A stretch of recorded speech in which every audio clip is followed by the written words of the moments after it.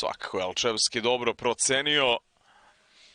Dakle, neće ipak Kupanov ući u igru. Ovo je sjajan pokušaj i vodi Brera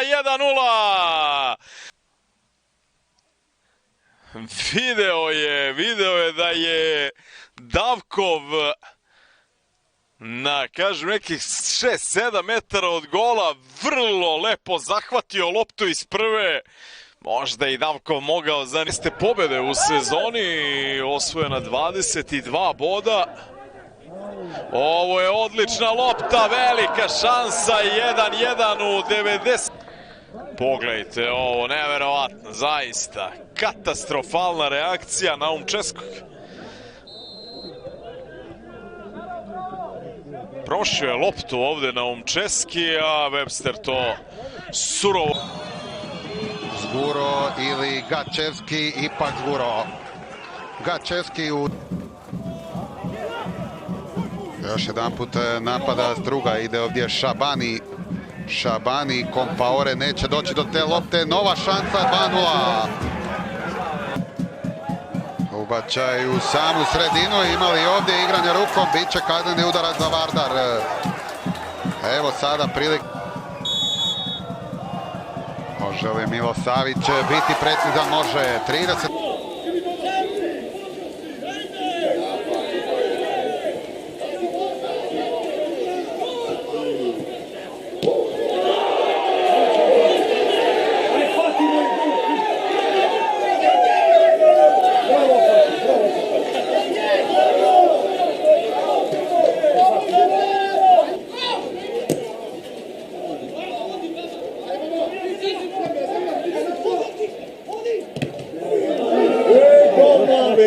Golmave vidio. Šut nije želio. Ajde, ajde. Kako je tako dimio pisto mjesečan? Čarčovimo, Turčom. Nemaš golmave.